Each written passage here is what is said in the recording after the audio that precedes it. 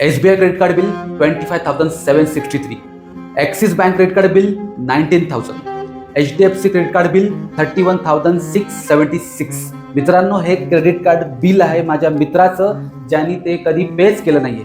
बरं, दर महिन्याला त्याला बँक एक ऑप्शन देते की बाबा काय कर, मिनिमम ड्यू पे कर ना, मग तर एकदम कमीत कमीत पैसे भरायचे आणि मग तुला रिलॅक्स राहायचं आहे. मित्रांनो, तुम्हाला काय वाटतं, हे जे कमीत कमीत पैसे बँक त्याला सांगते भरायला आणि रिलॅक्स व्हायला सांगते, हा रिलॅक्स राहण्याचा एक ऑप्शन आहे की एक क्रेडिट कार्ड बिलचा एक ट्रॅप आहे? जाणून घेऊया या संपूर्ण व्हिडिओमध्ये. पण माझा मित्र या ट्रॅपमध्ये अडकला कसा, जाणून घेऊया सुरुवातीपासून. तेव्हा आम्ही कॉलेजमध्ये होतो आणि जस्ट लास्ट इयरला असताना त्यांनी विचार केला, अरे पहिला जॉब लागला ना का आयफोन घेणार. भाई, आयफोन माझं घेणं आयुष्यात खूप मोठं स्वप्न आहे. मग काय, आम्ही मस्त इंटरव्ह्यूला जातो, ट्रेनचे धक्के खातो, खतरनाक interview step by step follow करून पार पडतो आणि आम्हाला जॉब लागतो 25,000 रुपीजचा. आम्ही मनात इतके खुश होतो की यार 25,000चा जॉब भेटलाय, काय मजा येणार. आणि मग मस्त एक महिना फुल डेडिकेशननी मेहनत करतो जॉबवर आणि मग महिन्याला एक अमाऊंट क्रेडिट होते 25,000 रुपीज. लय खुश होतो माझा मित्र. बोलतो, यार माझं स्वप्न होतं यार निखिल, आठवतं का तुला की मला आयफोन घ्यायचा आहे. बोला, हा बाबा घे ना. मग तो बोलतो, अरे 25,000ला तर आयफोन मिळत नाही. मग तो काय करतो माहिती आहे, मग तो ई-कॉमर्स प्लॅटफॉर्म जसं की Amazon, फ्लिपकार्ट किंवा अशा कुठेतरी वेबसाईटवर जातो जिथे त्याला एक ऑप्शन असतो आणि त्या ऑप्शनचं नाव आहे नो कॉस्ट EMI किंवा क्रेडिट कार्ड. मग हे जे ऑप्शन आहेत हे शॉपिंग कंपन्या त्याला प्रोव्हाइड करतात आणि बोलतात की नाही येत ना तुझ्या 1.5 लाख रुपये, टेन्शन कशाला घेतो, आम्ही तुला ऑप्शन देतोय ना नो कॉस्ट EMIचा, ज्याच्यामध्ये तुला 1.5 लाख रुपये भरायची गरजच नाही. फक्त 5,000 रुपये भर पुढच्या 3 वर्षासाठी, फक्त 3 वर्षासाठी आता. आणि हा आत्ताच्या आत्ता आयफोन घरी घेऊन जा. तो खुश होतो, पटकन तो ऑप्शन चूज करतो नो कॉस्ट EMIचा आणि आयफोन विकत घेतो आणि लगेच इंस्टाग्रामवर स्टोरी टाकतो की सेल्फ गिफ्टेड. काय वाटतं मित्रांनो, माझ्या मित्राने स्वतःला ते सेल्फ गिफ्ट केलंय की त्यांनी बँकांच्या किंवा क्रेडिट कार्डच्या एका अशा डेप्ट ट्रॅपमध्ये अडकवलंय ज्याच्यामुळे तो आयुष्यभर गरीब सुद्धा राहू शकतो. त्याच्यामुळे आजचा जो व्हिडिओ आहे त्याच्यामध्ये मी तुम्हाला बँका, financial system, consumer trap, psychological trap या सगळ्या गोष्टी एक्सपोज करणार आहे. त्याच्यामुळे जर व्हिडिओ तुम्ही इथपर्यंत बघितलेला आहे तो शेवटपर्यंत बघा, कारण की आजपासून तुमचे खिसे रिकामे होण्यापासून वाचणार आहेत. बघा, ह्या ज्या बँका किंवा ह्या ज्या शॉपिंग कंपन्या आहेत ना, ह्या तुम्हाला ऑप्शन देतात कुठला नो कॉस्ट EMI, म्हणजे कुठल्याही प्रकारचं व्याज किंवा इंटरेस्ट तुमच्या वस्तू ज्या तुम्ही विकत घेताय त्याच्यावर लागणारच नाहीये. म्हणजे जसं की तुम्ही समजा 1.5 लाखाचा आयफोन घेतायत, तर तुम्ही 1.5 लाखाच्या आयफोनला लोन म्हणून नका घेऊ.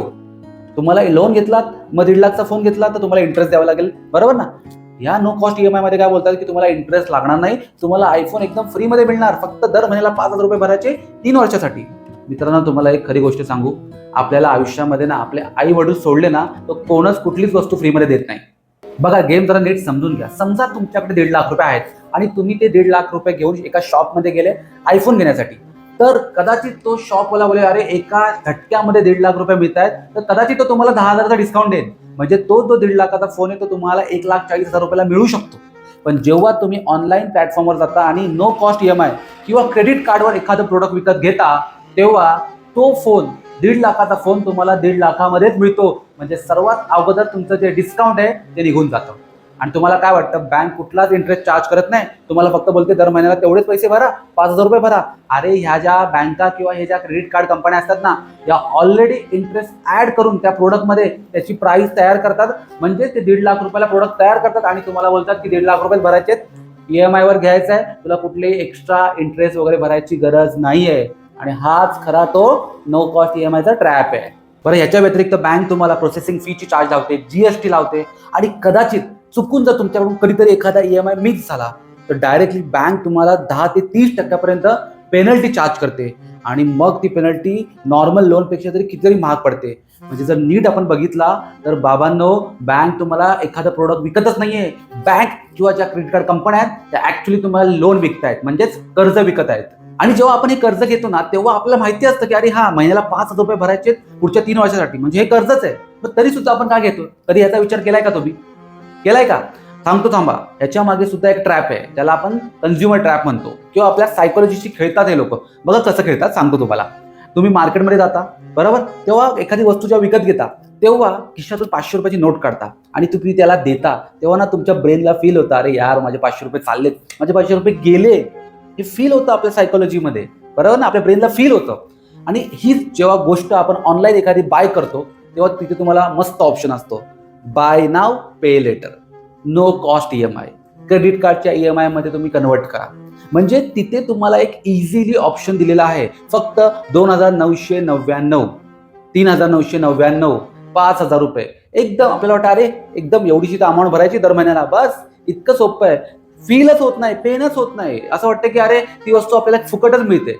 म्हणजे आपल्या सायकोलॉजीशी हे लोक खेळतात आणि प्रत्येक व्यक्ती ह्या छोट्या छोट्या EMI आपल्याला दर महिन्याला वाढवत जातो आणि नंतर त्याला कळतं की ह्या जेवढ्या पण वस्तू आपण घेतलेल्या आहेत त्यातल्या किती वस्तू कामाच्या आहेत आणि किती वस्तू अशाच पडून आहेत. आणि मग हळूहळू आपल्याला कळतं की अरे माझी दर महिन्याला जी सॅलरी येते त्याची 70% सॅलरी तर माझे हे EMI पे करण्यामध्येच जाते. आणि हा आहे आपला सायकोलॉजिकल ट्रॅप. आणि जेव्हा तुम्ही या सर्व ट्रॅपमध्ये अडकतात ना मित्रांनो, तेव्हा खरोखरच याचा परिणाम आपल्या आयुष्यावर खूप डेंजरस होतो. म्हणजे तुम्ही फायनान्शियल स्लेव्हरीकडे वळायला सुरुवात होते. म्हणजे समजा तुम्हाला पगार आहे, तुम्हाला नोकरी आहे, तुम्हाला महिन्याला 50,000 पगार आहे आणि तो पगारामधून तुम्हाला माहिती आहे की 20 ते 30,000चे EMI जाणार आहे. आणि जर तुम्हाला नोकरी सोडायची इच्छा असली तरी पण सुद्धा तुम्ही नोकरी सोडत नाही, तुम्ही त्या नोकरीचे गुलाम बनता. तुम्हाला माहिती आहे तुमचा बॉस खूप हरामी आहे, तुम्हाला माहिती आहे मला काहीतरी बिझनेस करायचा आहे, स्टार्टअप करायचं आहे, पण नाही करतायत कारण की आपल्याला आपले दर महिन्याचे 1 तारखाचे EMI आपल्याला पे करायचे असतात. त्याच्यामुळे आपण अजिबात आपली नोकरी सुद्धा सोडू शकत नाही आणि ही गुलामीकडेच वळण्याची सगळी पावलं आहेत. आणि इव्हन बँकांना आणि कंपन्यांना पण तेच पाहिजे ना की जो व्यक्ती EMI घेत राहील, जो व्यक्ती सतत क्रेडिट कार्डचे बिल वाढवत राहील, त्याला काय पण करून आमच्याकडे नोकरी करावीच लागेल. म्हणजेच बँकांना किंवा कंपन्यांना हेच पाहिजे की एखादा माणूस एखाद्या पिंजऱ्यामध्ये अडकून त्याला फक्त तिथल्या तिथंच फिरवायचं आहे. म्हणजे हा खूप मोठा ट्रॅप पुन्हा आपल्या आयुष्यामध्ये आपण ओढावून घेतो आणि आयुष्यभरासाठी आपण त्या नोकऱ्यांचे आणि त्या कंपन्यांचे गुलाम बनून राहतो.